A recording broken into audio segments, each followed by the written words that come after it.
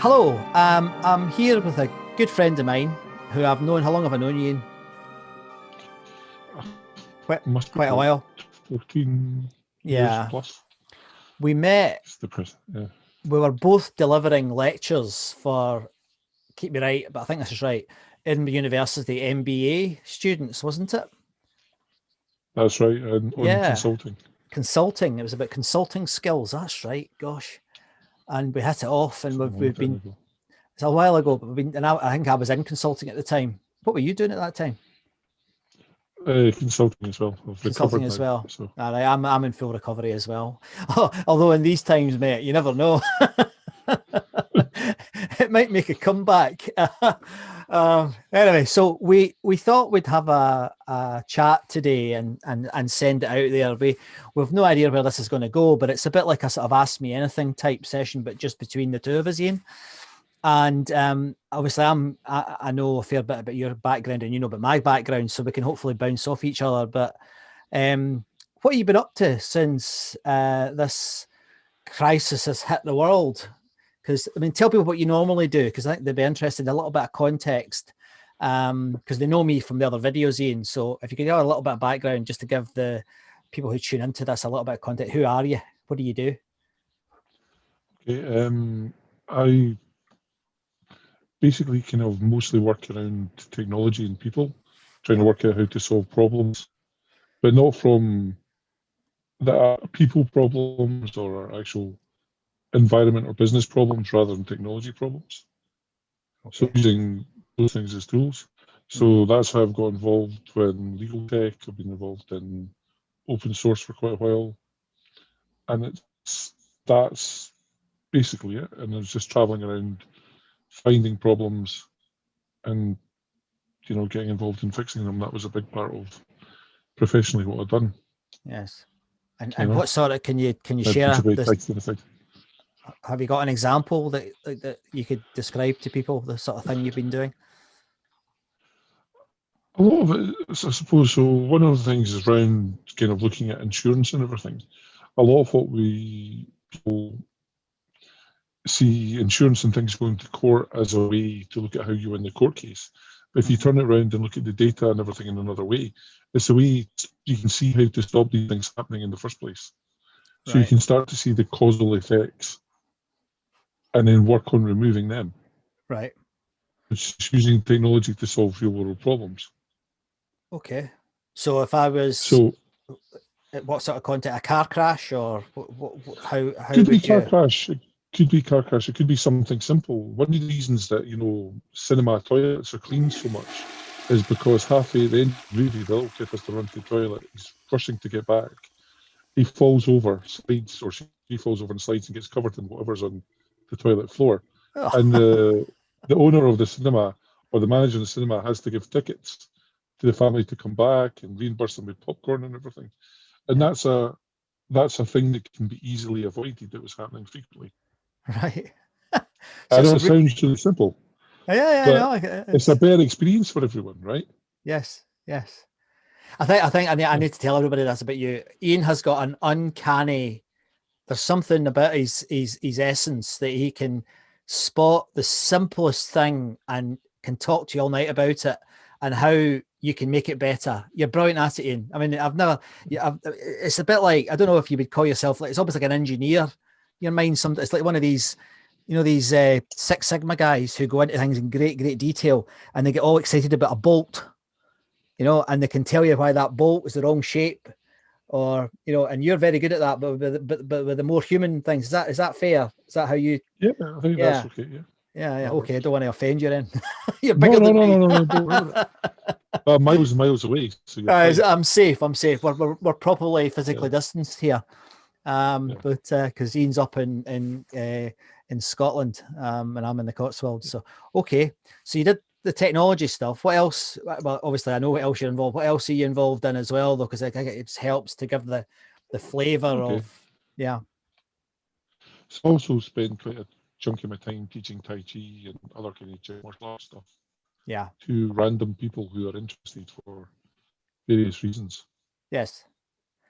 Tai You know, Chi. What and what if they what what's Tai Chi and what's that about? I mean, obviously I've heard of it. is that it's that stuff. Then you see people moving around really slowly in the park. Yeah. So it's what they call an internal martial art, or it's something that you focus on learning rather than training through physical strength. You train through learning mechanics and controls of your nerves, everything as well, rather than like a physical force to start with. So that that's probably as good an example of it. It's quite tied up. You see them with meditation and with health.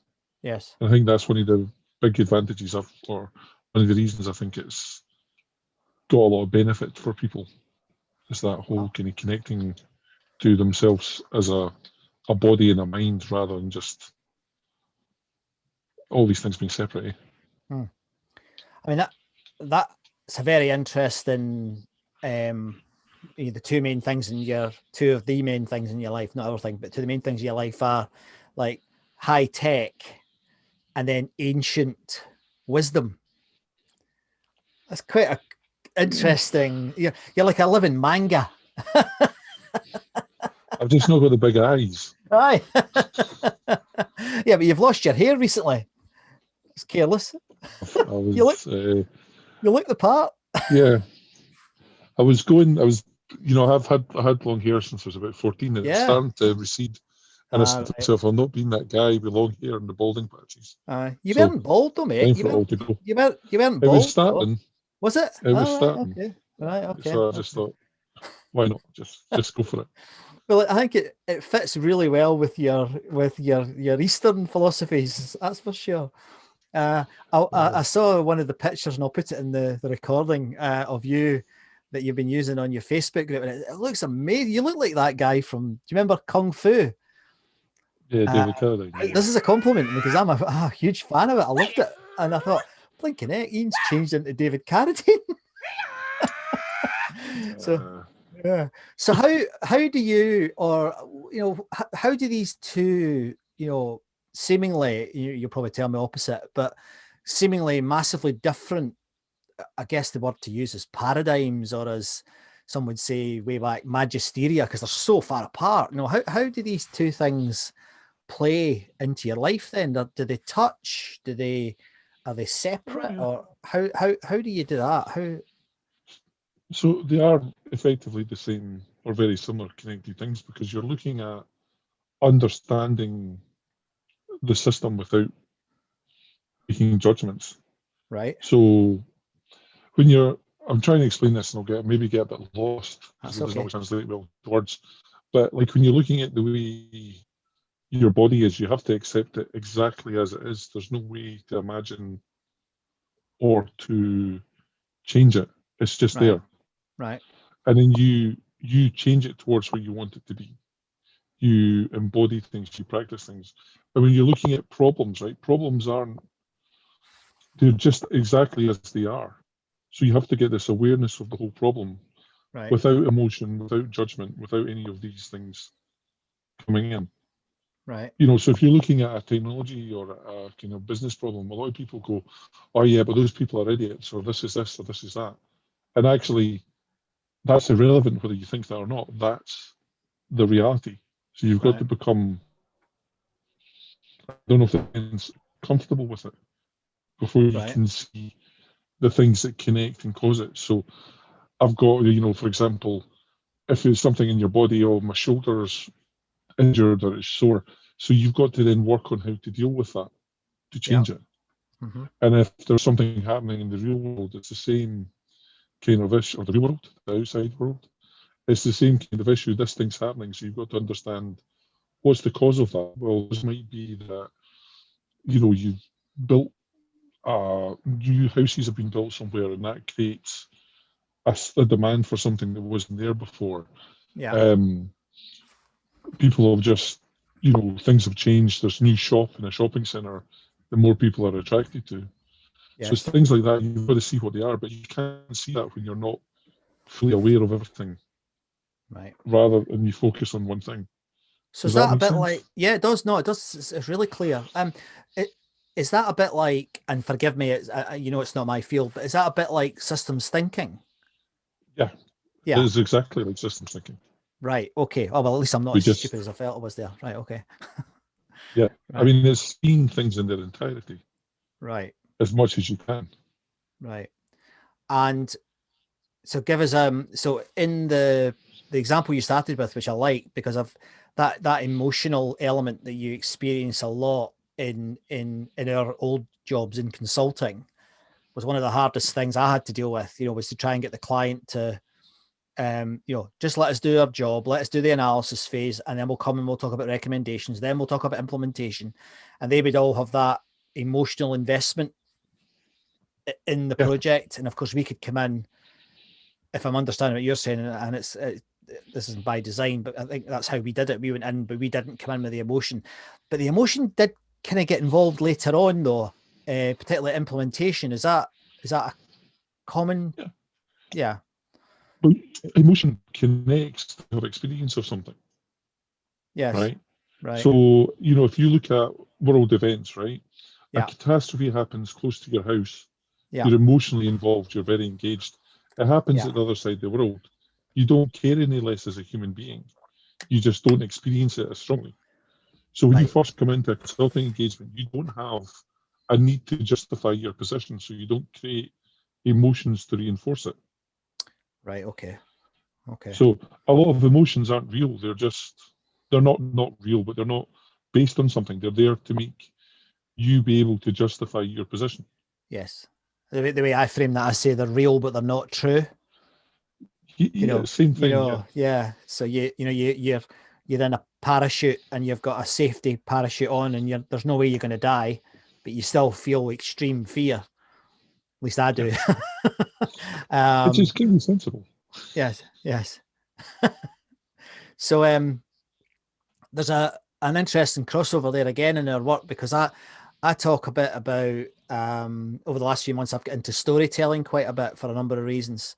And one of the reasons was that looking all around the world, it's pretty clear that facts, they don't sell anything. They tell you about the circumstances, and even the facts are open to some, because of a number of reasons. Facts are difficult to get. We had a sort of grounded understanding, and we'd have a debate on that, but that is no longer the case, I don't think. But the way to augment that, or to make it less likely to be a negative outcome, is to tell stories. Facts tell, stories sell. I think that's a fair. I don't know what you think of that. And I think that the emotional side, it's interesting, because if you look at what's happening in the States, and you've got, well, I know you'll have a view on it. There's certainly the sort of the Trump cult. It is, sorry, that's betraying my bias here. I don't care. I think the man's a moron. The Trumpistan thing is all based on story. So although story Yeah, can help, he ignores facts, or he makes his own facts up. But he's actually a very good example of how powerful stories can be, because that's how he drives his campaign. It's 100%. does that 100%. yeah. I mean, Yeah, there's something to be learnt there for a lot of politicians, I think, and business people, obviously. and just people in general. I mean, if you look at things like facts are to do with your entry point to understanding. Right. I think we mentioned Right. this kind of entry point thing before. We have. I'll go So back to that as well. I like at, that. at a level, but this is what it's all about, because at a level of understanding, I can grasp something. And as I learn more about a subject, I can grasp more complex detail. Yeah. Now, where things have become all this alternative facts thing is more that people are wrapping a narrative around a lot of the really low down entry points. Right. And that's creating a tilt, a twinge to how people perceive them. Because you can go, right, I understand that makes sense. And here's the narrative from someone about how that works. Yeah. Rather than going, I understand that, and I'm going to learn more and understand more. Because that narrative's twinged on, Yeah. it affects the way I interpret that piece of information. Right. I love this. I mean, I'll tell everybody. Ian gave me some feedback last week, which he's prone to do, but it's good. No, he's laughing, but he's good at it, and I'll really appreciate it, and he knows I appreciate it. But I was having one of my customary rants about, I can't, I even struggle to say anything without being derogatory. It was Myers-Briggs, wasn't it? It was psychometric tests, and I have no time for it, guys. And I think those of you who watch my Edge and X videos know what I think of some of that stuff. No science, not repeatable, complete drivel, waste of money. And Ian said to me, wait a minute, and tell folks what you said to me, because it was really good. And I'll just sit back and look like an idiot. I don't know, well, you do it so well. But it was an entry. I mean, piss off. It's an entry point that lets people start to look at themselves. It's a very early tool for self-reflection, yes, and review and inspection. So it's good because it allows people a way to enter that process. Yes. The problem is if that's where it stops. Yes. Right. Yes. But just because you feel that you're further along a path doesn't mean that you should kind of look badly at people who are entering at a point you've already passed. And that was the feedback, that bit. Yeah. And it parallels a lot of what you were talking about with the American election, because that's a lot of what it is. Yeah. There's far more people in America engaging in the election than in previous elections. Yes. And there's lots of different levels of understanding and grasping of concepts. Yeah. So at least they're grabbing on. So it's the start of a change. Yeah. And the direction that we see it going in is possibly not the direction that will end up. And I don't mean who will win. Yeah. Because this is a much longer process of change. Yeah. No, absolutely. Yeah. And sorry, on you go. No, I was just going to say, and I think, when you mentioned before the Trump cult, I mean, there's people who say the same thing about Biden and the left. Yeah. And it's just that it's people not willing to engage in discussion, putting up emotional filters and barriers to protect themselves from potentially being wrong. Yeah. Although some of them admitted to that weird guy. Yeah, some of them don't care about being wrong though. But no, I take being serious. I take your point. I think it's really well made. Because even in the 2 weeks since we had that conversation, it's made me think. Honestly, it has, Ian, because I still will stand shoulder to shoulder with bloody Jordan Peterson on this, and I'm not a big Jordan Peterson fan, but we've got gut reaction, horoscopes, Myers-Briggs, Big Five. It's in that order. And I never saw it in that order. I saw them as nonsense.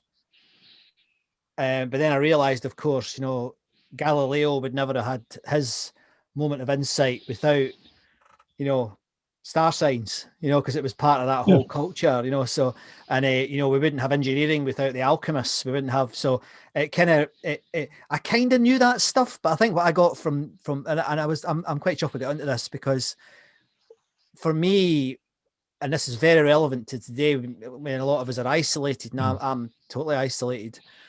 I don't get, even when, back in the day when we didn't have this carry on, I was still isolated because I worked for myself. And I think there's a lesson in that sometimes you get so close to something that you kind of see what's round about you. You can't see that you're basically you've been a dick, you don't need to be so in people's face. And I've got a habit of doing that, and I know I do.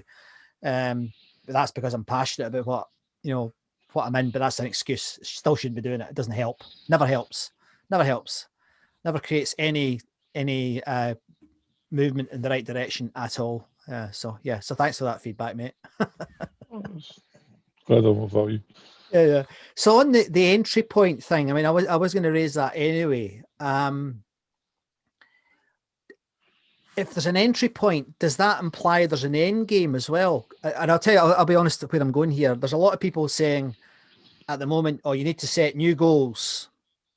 You need to set new targets. And I'm very skeptical about that. I mean, I'll put my cards on the table. I find a lot of that stuff it's pop psychology, and people die because of it. There's a lot of dead people on Everest because they set a goal that they could never achieve. But I do understand that you do need something to aim at. But So is there a link between entry point and goal, or am I just making a false relationship there? I think there's a link between entry point and direction. All right. Okay. Rather than an entry point. Yeah. Yeah. No, that makes sense. Expand. Do you know what it is? And so, one of the big things you see through this whole lockdown thing is about get fit now, get healthy, get this. Oh, yeah. People start all these things and then they realise that to them, healthy means they start to define what this means for them. Yeah. And that changes the goals. Yeah. So these entry points aren't about necessarily getting to somewhere that finishes. It's getting on something that pushes you in a direction, a path. Yeah. You go down. Now, like everything else, you might start going one way and then end up somewhere else, but you're only there because of this event. When you talk about give us another example, Ian. I need to put it in a context. So say we're talking about talk about the American election, right? Everybody else is talking about it, so we should as well, I guess. It's happening in a couple of days, isn't it? Tomorrow, soon. Yes, very soon. I've lost all track of it. So I'm not asking for a political perspective. Well, you can if you like, but I'm not really. I don't think that's where I'm coming at it from. If you were involved in that, from whatever party, it doesn't matter. How would you start to reframe this so that we started to look at it in a positive direction? I don't know if that is even as a direction, Ian. You'll need to tell me. I don't know. No, I mean, I think there is. If you look at the world in general, it's moving in a very positive direction, right? Yeah, yeah. It is. But what we're seeing now is that there's been a kind of industrial and economic revolution, which has not yet had its physical impact sort of on people, but the potential financial and the emotional impacts are starting to happen. Right. And you've got groups of people from varying backgrounds, varying levels of understanding and perspectives and cultures, all trying to view something that nobody really understands. Yeah. Now, the last time this happened, it happened over 2 or 3 generations. This is happening over years. Yeah. So the speed of change is very strong. And you've got all these groups coming in and they're jumping on, they're looking like we were talking about before with entry points and things and facts. They're looking at this stuff politically and they're going, yeah, I get that. And they're jumping onto that and they're jumping onto this. And it's creating the kind of poles apart. Yeah. And what will happen is that will eventually pull together naturally. The universe kind of works that way. Yeah. Yeah. Yeah. So this is a self-correction. Right. And that's why it's so polarized. You've said that to me before. Is there something else though? And you all have a view on this as well. There is something different about just now. There's a lot of things that are different from any other time. Although things have happened before, there is some different context. And one of the things that I don't know the answer to this, and I don't think you do either, I don't think anybody does, but data, the amount of data we've got, it used to be like 10 years ago, we're all talking about, well, we need more data, we need to understand this better. I know this is your field and your tech world, but now there's so much data. And there's even this massive explosion of synthetic data, the sort of deep fakes and all that stuff starting to happen now with, Obama speeches on YouTube that he didn't make, 8 million people thinking it was true and, all this sort of stuff. People can't even tell, this is a challenge, we can't tell what's real and what's fake now because the technology is so good. So the only solution is technology. I think this is a real space for AI, if there is such a thing. Because people can't tell the difference anymore. There's just too much. You can't be Charlie Darwin anymore. You can't know everything about science. It's not possible. And I think there's a huge gap here that I was talking to one of the senior partners at IBM about this just last week. And he said to me, I'd never even thought of that. I was like, really? So there's like, because he works on the AI side he's one of the guys that leads the AI stuff for IBM. And I think there's a problem there because unless we can get well, I might be wrong, I might be completely wrong, but I think there's so much information now that we can't see the wood from the trees. And I don't see that getting any better. It's only going to get worse. So and therefore people make stories up, they make things up because the only way they can make sense of it is to make stories up. Yeah. And I think that's it's an adjunct to what you said, I think, but I think it's a pretty could be an existential problem, actually. I think it could be a really serious problem. That is a serious problem. Well, it depends where you're coming at it from. Yeah. But the reality, I mean, if you look at it, right, our society's gone through stages of evolution. It's like growing up, right? Yeah. And there was a point where the most useful skill that you could have was being able to run fast and stab stuff with a pointy stick so you could eat it. Yeah. Right? Yeah. And, then we got farming and we got all this kind of stuff, right? Now where the problem lies is that the skills that we're looking at with humans, and we're trying to educate people and we're trying to explain, they're not the skills that match the environment we find ourselves in. Yes. So we're basically out of our environment. Right. Okay. Humans shape their environment in general, right? We're the ones that normally have shaped the environment. Yeah. We've now shaped the environment, and it's gone so fast that it's probably overtaken the majority of us. Yes. And that's why we have the problem we have now, right? Because there's a whole bunch of people going, Jesus, I'm going to get replaced by a robot. Oh no, they've seen all these horror stories playing, and that's creating the division. Yeah. And then there's a bunch of people going, I'm comfortable with this. I work in AI. I know how it's all going. I can relate and navigate this world safely, so I'm not worried. Yeah. Right. Okay. But this is a time in the world where a huge, huge number of people can't do that or feel they can't do that. They probably can. But because they're worried about it, they're stopping themselves from thinking things, seeing things. Does that make sense? Yeah, it does. I think I think there is an element here that is, and I get you what you've just said, and I agree with that. But like from the way I see the world, and I can see the world wrong, and I know that. But I know I'm well enough educated and experienced that I know I can't know everything. Yes. And therefore I have to take a chance, although it's not kosher in terms of the scientific method, but I have to take a chance and say, right, I think people like, an example is that chap in America, the Fauci guy, the virologist chap who's trying to advise Trump, one of the most experienced scientists in the world. I would take a chance on him, and 99 times out of 100, that would be the right chance to take, because these people are the experts. But what we've done, or what's happening, is that we are now, the faith, using that word, but the trust in expertise and the trust in institutions has been significantly eroded.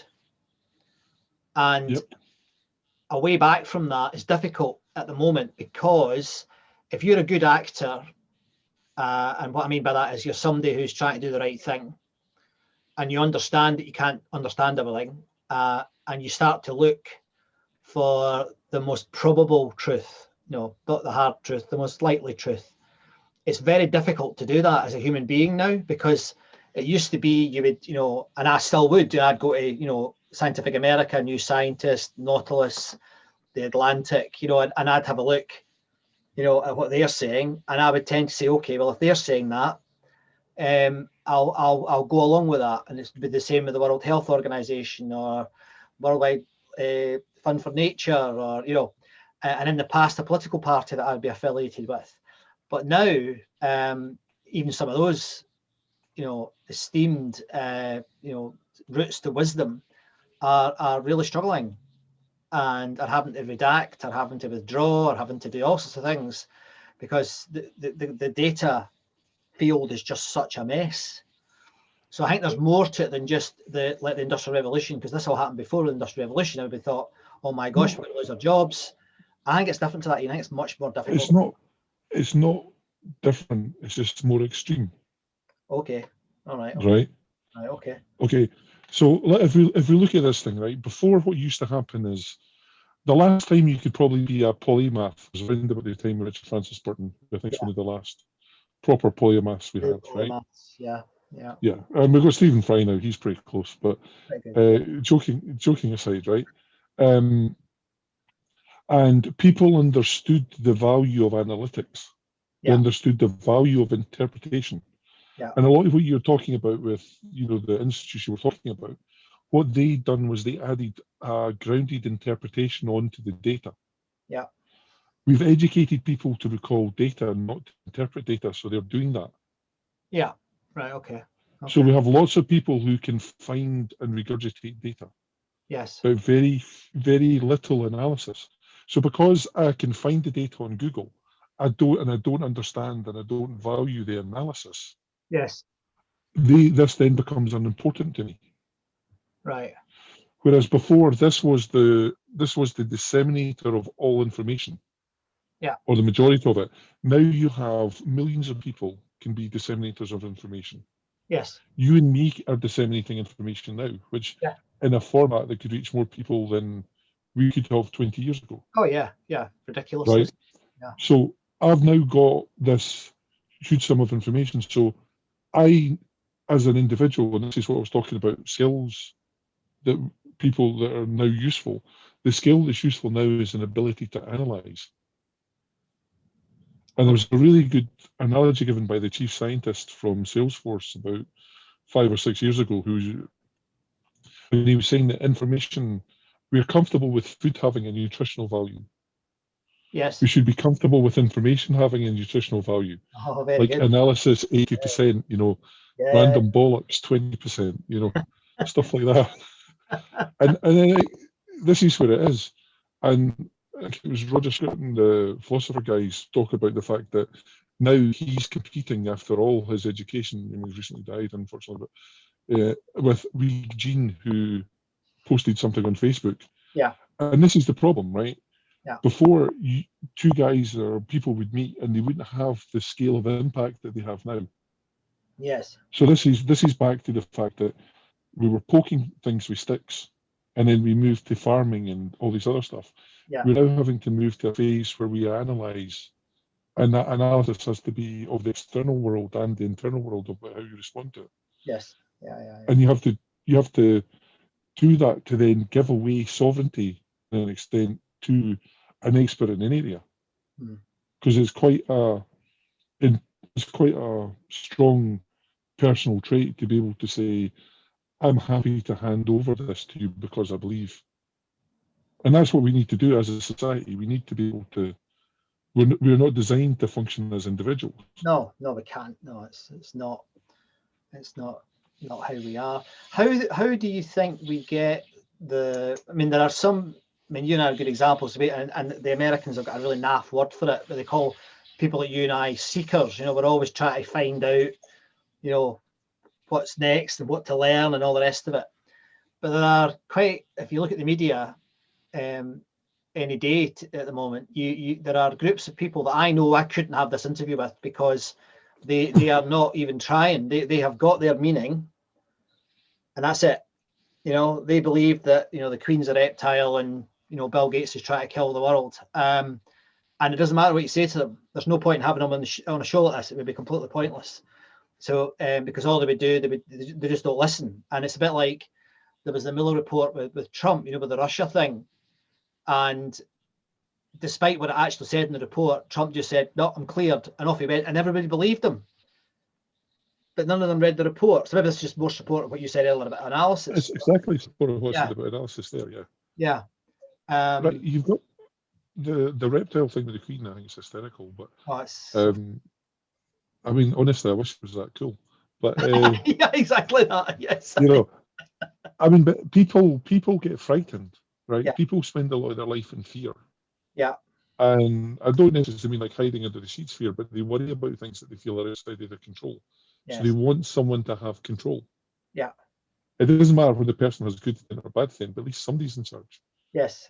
But ancient aliens or whatever it is. I can blame them or whatever, yeah. Yeah. And this is where a lot of these things, all this kind of emotional outburst happens.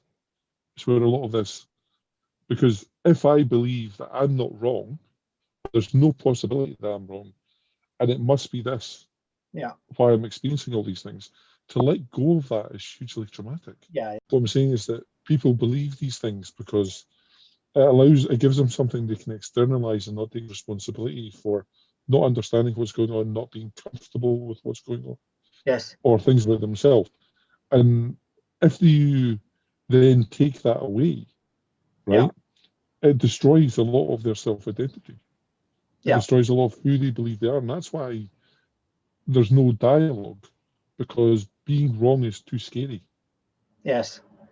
Yes. It's not learning, improving your perception of reality is not a good thing, or it's not perceived to be a good thing. No.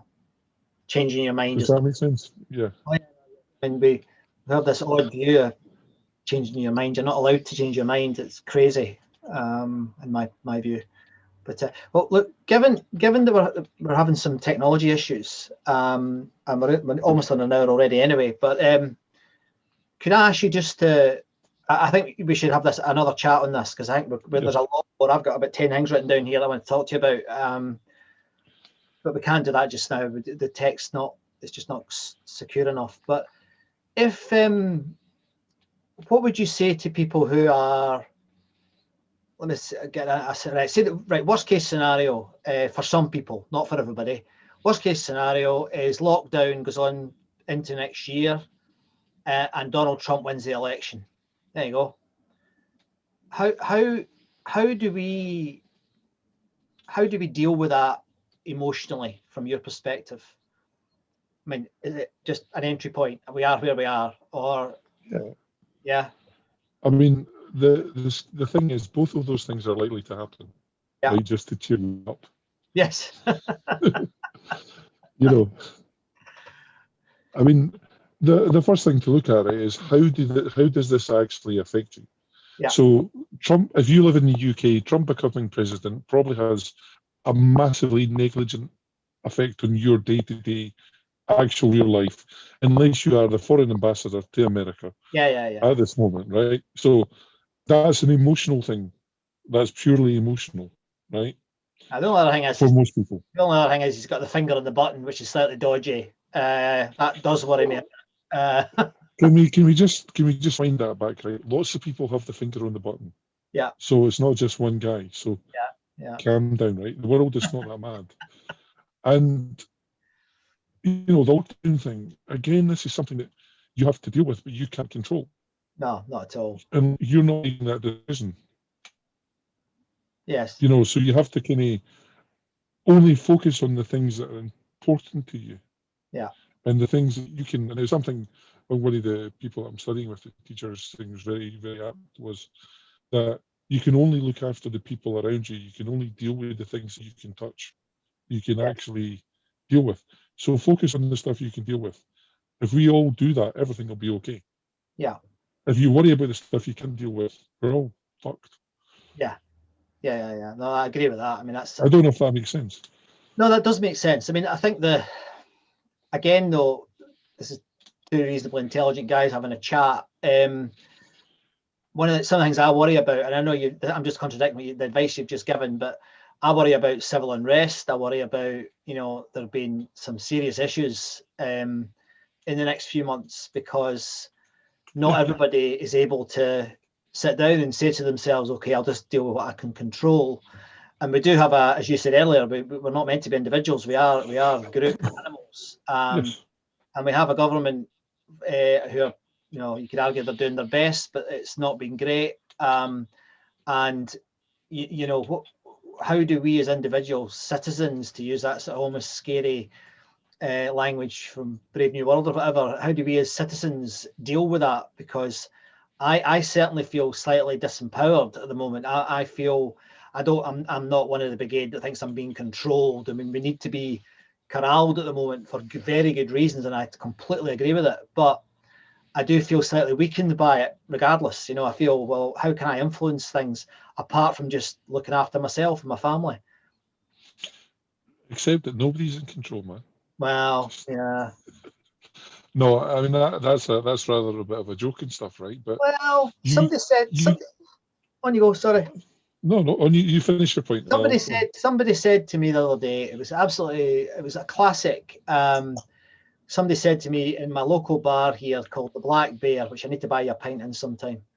And he said to me, Boris and his gang are trying to control us. And it's like, they can't control a party in their own house, never mind brain control of the whole country. You know, it's ridiculous. But, you know, we do need an element of control. I mean, I'm contradicting myself. We do need an element of control just now, because if we don't come together, there will be civil unrest. There will be issues, because you can see it already bubbling under in some of the cities. I mean, the civil unrest has happened. It's Yeah. happening already. That's why you have all the riots, you've had the marches, you've had all these things. Yeah. It doesn't matter what the actual march is about. It's an outlet. Yeah. It's like a pressure valve. Yeah. Right? So will we have more people arguing and campaigning in the street and everything else? We will, because people are frightened. Yes. Yeah. Right? So the worst response we can give is to stop them feeling that there's an outlet, to stop people feeling that they have power. Yeah. You know, we don't have power. No one has power. No. Right? You know, so much of what happens to me today and you today is completely out with our control. We can respond. Yeah, absolutely right. No, I get that. You know, and I mean, I wouldn't. We're going to have, right, this is about I think somebody was saying to me, it's the 9th or 11th pandemic we've had in the last 20, 30 years. Yeah. You know, that kind of thing, right? This will happen again. These things will happen. Yeah, for sure. You know, what you need to realize is that if you're not happy living in your house, if you're not happy with the state of where things are with you, you've got to stop and work out why you made those choices and what other choices you could make. Yes. Because the change that could happen, you're changing yourself is possible now as much as it was last week or 6 months ago. And changing the way you view the world. Yes. You know, but you've also got to remember, right, there will, no matter, you know, you were talking earlier on about the seeker thing. Yeah. Right, which I've got issues with, but yeah, I don't like it either, but it's yeah, it sounds cool and it sells books and stuff. Yeah. The reality is not everyone will always look for answers. No, yeah. And that's perfectly okay. That's fine. Yeah. You know, so why worry about the guy who thinks we're getting controlled or the Bill Gates is whatever? It doesn't matter. No, it doesn't.